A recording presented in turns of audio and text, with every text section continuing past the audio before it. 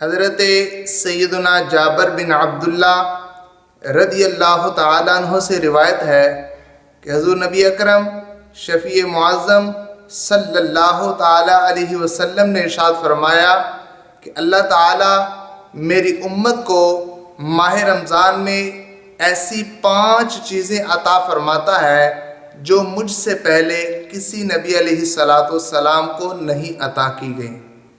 Number 1، جب ماہ رمضان کی پہلی رات ہوتی ہے تو اللہ تعالیٰ ان کی طرف نظر رحمت فرماتا ہے، تو جس کی طرف اللہ تعالیٰ نظر رحمت فرماتا ہے اسے کبھی بھی عذاب نہیں دے گا۔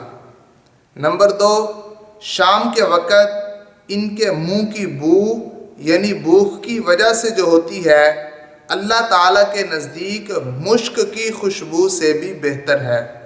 نمبر 3، فرشتے ہر رات اور دن ان کے لیے مغفرت کی دعائیں کرتے رہتے ہیں۔ نمبر 4، اللہ تعالیٰ جنت کو حکم دیتا ہے کہ میرے نیک بندوں کے لیے مزین یعنی آراستہ ہو جا، ان قریب وہ دنیا کی مشقت برداشت کر کے میرے گھر میں راحت یعنی آرام پائیں گے۔ نمبر 5، جب ماہ رمضان کی آخری رات ہوتی ہے تو اللہ تعالیٰ سب کی مغفرت فرما دیتا ہے۔ قوم میں سے ایک شخص کھڑا ہوا، عرض کیا یا رسول اللہ صلی اللہ علیہ وسلم، کیا یہ لیلۃ القدر ہے؟